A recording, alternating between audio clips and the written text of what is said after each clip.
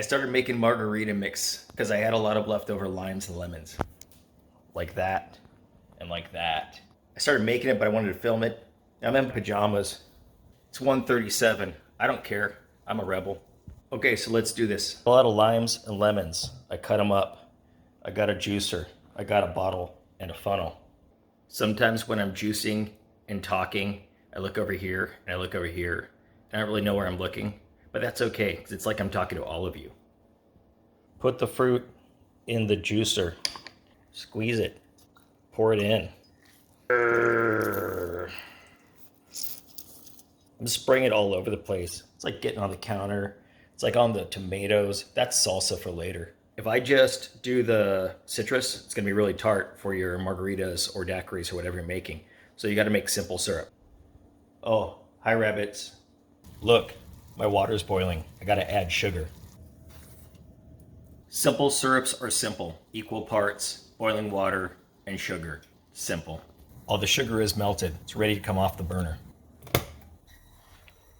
Hey, you're hot. I know it. But don't add your simple syrup to the mix when it's hot. All right? Hottie? That's a lot of citrus, but it probably would have gone to waste if I didn't use it. So use it.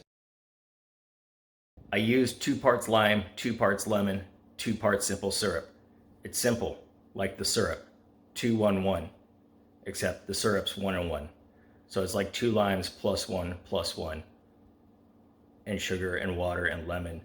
So 2 and always leave a few extra limes and lemons at the end. You can garnish your margaritas, or you can add more citrus if your mixture is too sweet. All that work made me thirsty. Let's make a margarita. We need tequila and orange liqueur, our margarita mix we just made, and ice. And I like to shake it. 1 part orange liqueur, 2 parts tequila.